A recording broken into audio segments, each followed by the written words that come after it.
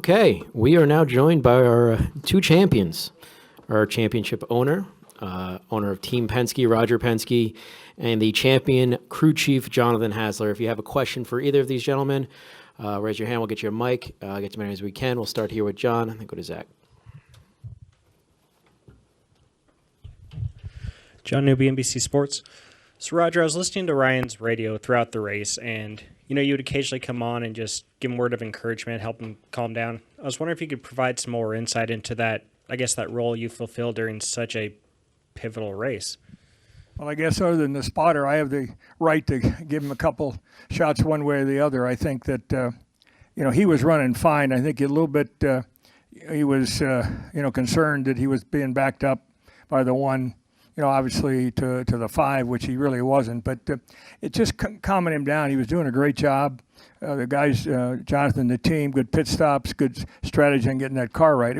It's more to say, hey, you're doing a great job. I told him before the race, win, lose, or draw, you're a champion.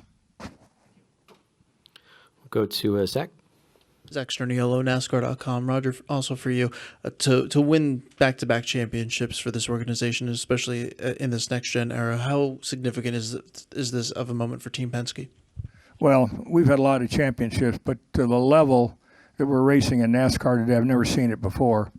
And, my great friend Rick Hendricks, I think he is 15 or 16 to think about it. We're excited to have four. We've got a long way to go. But, back-to-back shows the strength of our organization. We really weren't that strong in the middle part of the season. But as Jonathan and the engineering team, along with Ford, helped us get better and better. And you can see how well the Fords ran even here today. And I think it was a combination of many things. But for me personally, that's what we're here for. We love the competition. We love the stress. But also we like a day to sit down here like this and say we're champions.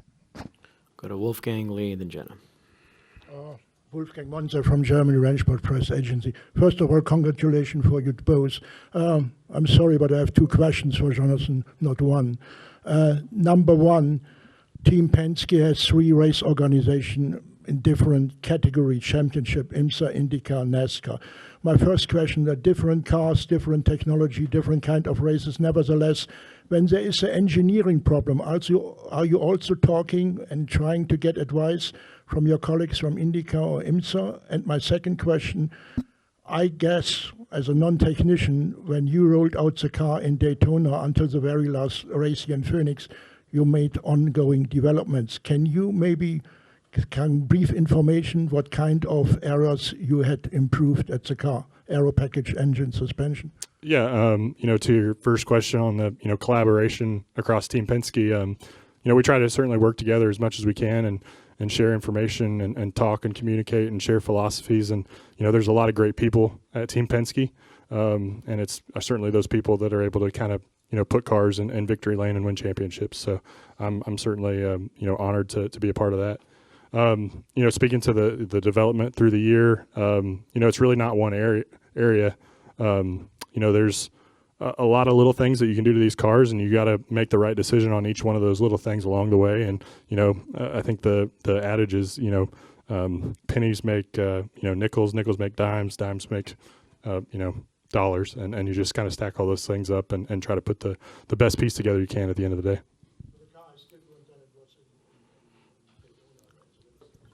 Yeah, we develop on the cars, each and every week. Go to Lee. Roger, I guess it was about 20 ago, I turned to Jenna. I said, when was the last time the captain went back-to-back in IndyCar? And she said 2016, 2017. To be able to accomplish that, not only in IndyCar, but here, I mean, that's pretty remarkable. Well, as you know, we're racers. And my dad took me to Indianapolis in 1951 as a kid. I see a lot of kids out there with their parents, and I think I was, injected at that point about racing. And obviously, winning at Indy is something, but this you guys follow this sport, and it is tough. You talk about 38 weekends or 38 races or competitions, and you got to be at your best. You could see it today. I mean, here's the 20 car, which could have been a winner today, had a mechanical problem. It was just Six Sigma isn't good enough in a day like this. And we had some pit stops for guys maybe a little bit quicker. Ours weren't bad. But the good news is I think we learned how to win. Blaney's learned how to win over the last couple of months. You've seen that. And I think he's matured to be a champion. And when you see guys like Kyle Larson and you see Elliott come up to him in that winner's circle and congratulate him, you know, he's a key guy in that garage area, and he'll set a lot of standards, you know, for the other drivers coming up. And to me, he showed how good he is today to everybody, not just our team and Jonathan and myself, but when you think about Jonathan coming with us here, really had been with us a long time and having the chance to take that step up. We said, look, you and Blaney are going to get together. They didn't know, but they've been a tremendous combination, and I think that's what we have at Indy too. And we got one thing. We got continuity, and we have low turnover, and half the people that are at Team Penske have been there over 10 years, and I think that's the Hendricks organization, some of these others that have the success. So, Jonathan, I congratulate you and what you've been able to do with Ryan as an individual and as a friend, and obviously as our leader in the cockpit of the car. So, IndyCar championships, you know, NASCAR championships, they just go down in the book, and we got to get one next year. And can you just describe Blaney's star power? Because I've been saying for years, if he ever got on a streak where he could win, he would be big. I mean, you've had Mark Donohue, you know, Rick Mears, Elio. I mean, you just look at the kind of guys that kind of ascend, you know, beyond the sport. And Blaney can be that guy. And I'm just wondering, what do you think, you know, his limits are? I think his limits are the sky, to be honest with you. I think that, you know, he gets in that class, you know, with Mears. You know, he's a soft-spoken guy, really. But when he gets behind the wheels, like Joey, when he puts his hat on, don't get in his way. And I think they showed that today. And he's only getting better and better. He's got the confidence. He's a leader. He's a winner, and he's a champion. And once you have that, it's so hard to get there. I mean, I don't think any of us realize him personally, just those last 20 or 30 laps when he had to pass a couple of those guys to get the championship. You know, that shows his true mettle. But he's got a long way to go, a long way. Jenna? I wanted to ask you both about Blaney. He came in yesterday after qualifying, and he seemed a little down, and we asked him about it, and he's like, this is how I always am. I'm always like this. And then we, who don't race, we kind of thought he was foolishly racing Chastain too hard. And Larson and Byron come in, and they're like, no way. Blaney, he loses his cool all the time out there on the track. He ran into Truex at the end of stage 2. We totally expected all that. So, like, what kind of racer is Brian Blaney? Is he this hot-tempered, like, aggressive racer that we don't? Is he fooling us all? I don't think he's hot-tempered. I think that you could say his frustration level gets above the boiling point, what I'd have to say. But, look, I talked to him after qualifying. He was disappointed. But you know what he said to me? I started 14th in the last stage, you know, a week ago, and I won. He said, I'm fine. That's all I had to hear. Yeah, I think I think he came into this race obviously with a lot of confidence and wanted to make a statement, and I think he raced that way as well. So racing with the one there at the end, I think was 100% the right thing to do. I think the more cars that we can get between us and those other guys in the event that we have another pit stop later in the race is going to be a huge help for us. Obviously, with the 24 and the 5 having those really good pit stalls. I'm definitely fine with that. I think that was what we needed to do. And, there definitely came a point where, the 1 and the 19 were up there and we kind of needed to lay down for a minute and just, hold our own. And he finally did that when the time was right for that. Go over here. Coop Burns, BlazeRadioOnline.com over here. This is a question for Jonathan. Most of the race, the first half was running the green, and then, there was caution about 40 laps to go. Did you had to make any changes to the car for the shorter run, or did you feel that your car was good enough on both the long and sort of the medium-long run? Yeah, I thought we had to make a really small change there at the end. The track was definitely changing as the race went on, and we we tried to leave it alone for a run, and we took a step backwards, so we had to kind of double down and try to catch back up with it. And then I think the sun setting a little bit definitely turned the corner on the track, and we had to try to keep up with that, and I think we did a decent job with that. Go over here to Jonathan. Jonathan Field, the racing expert. So this is for Roger. So you're talking about continuity. You've been at this table before after Brad's won, after Joey's won, now after Ryan's won. I mean, kind of speak to the leadership that you've seen out of Ryan compared to previous years and just the outlook on the future. Well, I think, when you think about Ryan, you got to think about the Mike Nelsons and the Travis Geislers. These are the unsung heroes. You follow me? That they're part of this team, and I think it was a team effort. And, from my perspective, Ryan was the guy that capped it off today. And it's about all of Team Penske. Go to Kelly and then Dustin. Kelly, CrownRacer.com. I have one for each of you. Jonathan, you're Ryan's third crew chief since he's been at Team Penske. Can you reflect on what this journey has been like for you, coming in, trying to be the guy to get him to this point? He had been in the playoffs. He had tried to get through the round of 8 so many times. What has this been like for you? And you're a relatively young crew chief by statistic wise. So what has this been like for you? Yeah, I think I've been at Team Penske obviously a long time, and Ryan and I kind of had a little bit of relationship on the side while I was kind of working with some of the other teams, and kind of became a friend of mine with some shared interests. So when the Todd Gordon retired and we had some other people moving around, it was certainly the best opportunity available.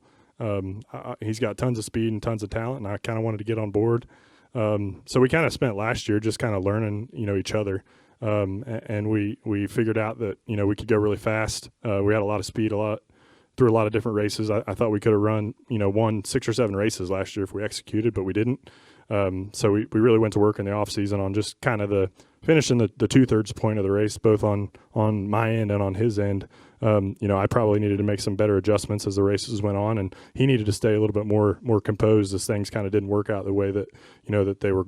He expected them to, or they weren't perfect. So we definitely addressed that in the off season. I think obviously we've made a lot of progress.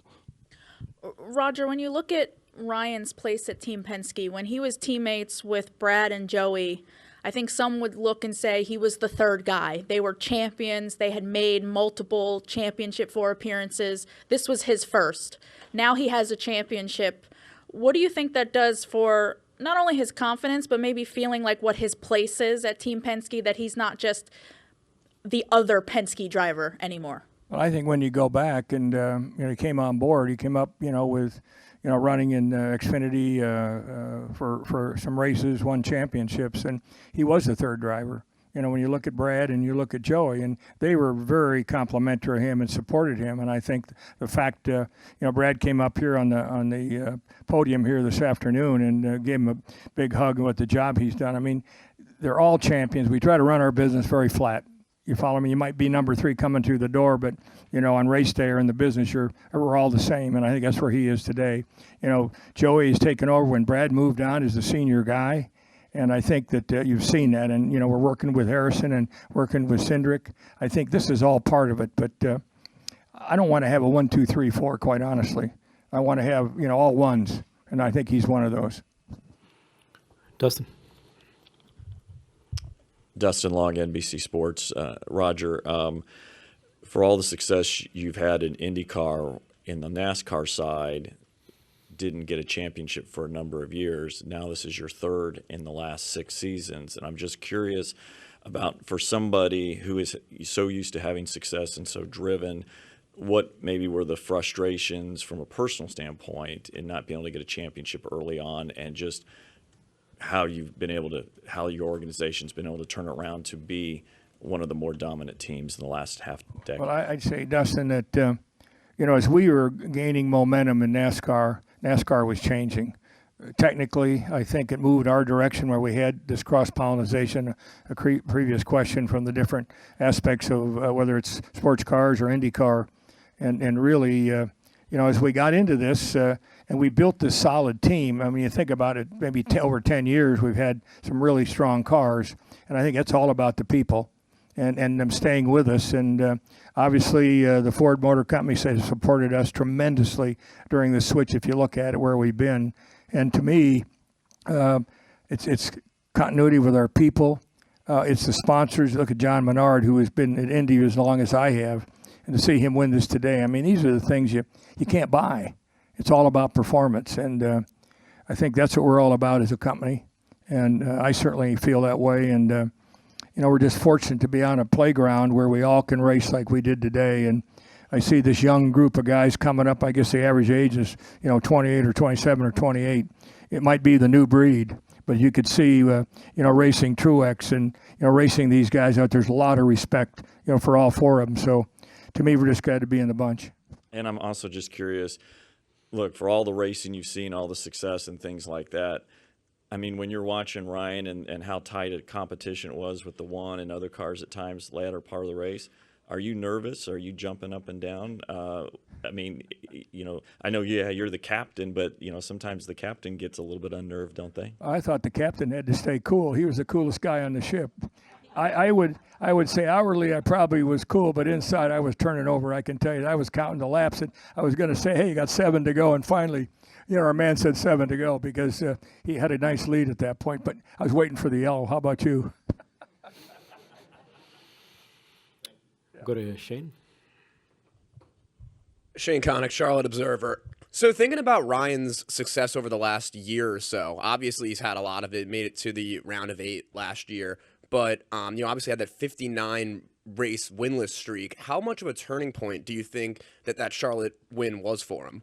Well, I think, as Jonathan said, last year we could have won some races. It was some bad luck. It was poor execution. It was speeding in the pits. We have a red list you could put on the wall of things that cost us races last year. So I still had the confidence, even last year, that we get going this year. Now, obviously, we had a different car, and Ford, maybe didn't have the downforce we wanted, but on the big tracks, hey, we were right there, weren't we? All season long on the big tracks. And I think as Jonathan and the team and Travis and Michael and the whole engineering group started to understand the car better, the little things, as he said, stacking pennies and dimes to get where we are. And I think that it's just progression. And look, we're not going to stop because the car doesn't get fixed by sitting it in the garage. And the driver got better, the crew got better, and I think the outcome is what we see here today. They're champions. And 6 of the last 7 races, he has finished in the top 6. What do you think it just says about him, about how he's grinded through these playoffs and just been this strong?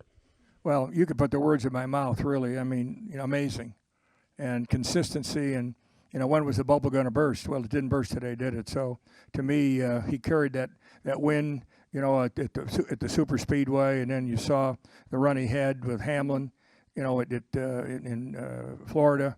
And then, of course, to run 500 laps with these guys last week, and not make a mistake and stay cool, to me, he broke the bank. I mean, he was there, and he understood what he had to do. And someone said earlier that Jonathan said the last third of the race, he raced himself too hard early on. But see, today, he actually even said on the radio he just had to cool it down and get ready to go. He was more worried about what was coming up in the back. But I think he had some left when he went back up to try to get the one, if you saw that, didn't he? I mean, he started to pick it back up again. So he had a little bit in the bank.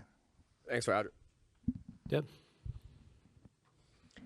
Deb Williams, Auto Week. When Austin Cindric was in here yesterday, he told us that when Joey Logano got eliminated from the playoffs, everybody at Team Penske mobilized to make sure Ryan Blaney was going to make the champion.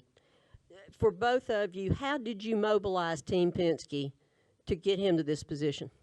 Well, I think number one, we knew what we had to do to have. He's in the championship Final Four. So when we came to the racetrack the last several weeks, everybody came the same way.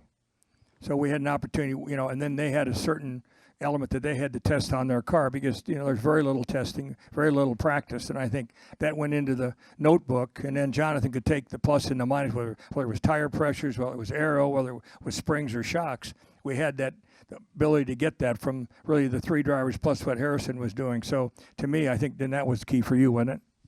Yeah, I agree entirely with Roger's assessment there. It was just making sure we show up the same, picking the highlights really from my list of kind of the things that I think we need to work on and get answers to and try to answer those questions and then put our best foot forward for the race. Okay, we'll take one last one from Jerry. Jerry Jordan kicking the tires.net. Jonathan, real quick. Early in the playoffs, I was talking to some people about what you guys were working on. And I was told that I even asked Ryan about this at Texas. I said, I heard y'all found something. I don't think you're going to tell me what exactly you found, but was it true that y'all had found something that you all were putting together for the final few races in the playoffs? Go ahead, you can. Look, I think we found a lot of things, this car, to get it where it needed to really operate, because aerodynamic, it was so important. And I think we learned how to get that car, lower and faster. And I think it was that plus the spring and shock setup. I think the support that we talked about a minute ago from the other cars to get where we could try things, because today you can't practice, you can't test. But I think the things that we were able to get through the Ford simulation and what we did ourselves was powerful to get us where we are. Roger, Jonathan, thank you so much. Congratulations on an amazing Thank you. Thanks, season and championship. See you next year.